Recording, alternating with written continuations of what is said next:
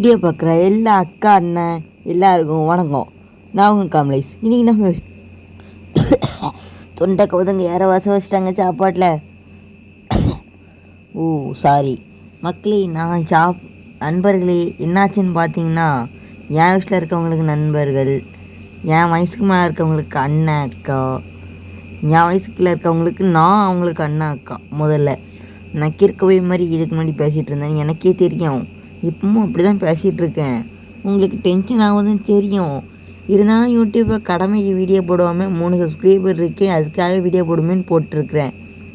இன்றைக்கி நம்ம ஃப்ரீ ஃபயரில் என்ன கண்டென்ட் பார்க்க போகிறோன்னு பார்த்தீங்கன்னா, இந்த எவல்யூஷன் ஆஃப் ஃப்ரீ ஃபயர் அப்படின்னு சத்தியமாக சொல்லவே மாட்டேன். ஏன்னா இது எவல்யூஷன் இல்லை, ஃப்ரீ ஃபயரை கெடுத்தது.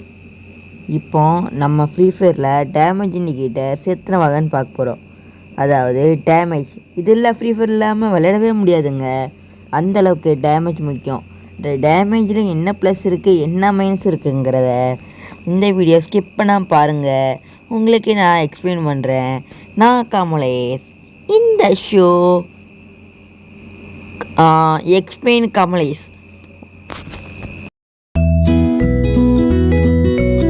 என்னடா பெரிய பிடிங்கி 3 சப்ஸ்கிரைபர் வச்சு அடுத்த போட்டுட்ருக்குற.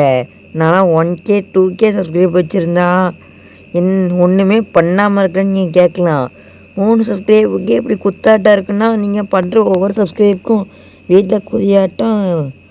அவ்வளோதான், குதியாட்டம் தான், வேறு ஒன்றும் இல்லை. கையை வச்சு சுமார். சாரி காய்ஸ், கை நோண்டிகிட்டே வருது. அப்படி ஒன்றும் இல்லை. அதாவது என்னன்னு பார்த்தீங்கன்னா, நம்ம ஐயோ கைஸ், இந்த வீடியோ எடுக்கும்போது சார்ஜ் கம்மியாக இருக்குது. ஐயோ இப்போ நான் சார்ஜ் எங்கே கொண்டு போட? ஐயோ கடவுளே. ஆமாலா, சார்ஜ் இப்போ வந்து போட்டு வீடியோ எடுக்கும்போது சார்ஜ் இல்லை. சாரி கைஸ், இது வாய்ஸ் ஓவர் கொடுக்கும்போது நான் மென்டல் மாதிரி புலம்பிட்டு இருக்கிறேன் கண்டென்ட் இல்லாமல். சரி, வளவலன்னு பேசாமல் நம்ம கண்டென்ட்டுக்குள்ளே போகலாமா? டேமேஜ் இண்டிகேட்டர் 2 வகை இருக்குது. கிளாசிக்னு ஒன்று, நியூன்னு ஒன்று பார்த்துக்கிடுங்க. அதில் ஃபஸ்ட்டு நம்ம கிளாசிக் பற்றி தான் பார்க்க போகிறோம்.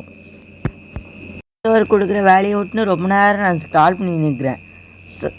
சாரி, நான் ஸ்க்ரால் பண்ணிட்டு இருக்கிறது நீங்கள் தப்பாக நினச்சிடுறீங்க. நான் வந்து இது எஸ்ஆர்எம்எஸ் லேக்கா வாரியரில் ஒரு பக்ஷாட் மூவ்மெண்ட் நடந்திருக்கும். அது நிறைய பேருக்கு தெரிஞ்சிருக்கும்.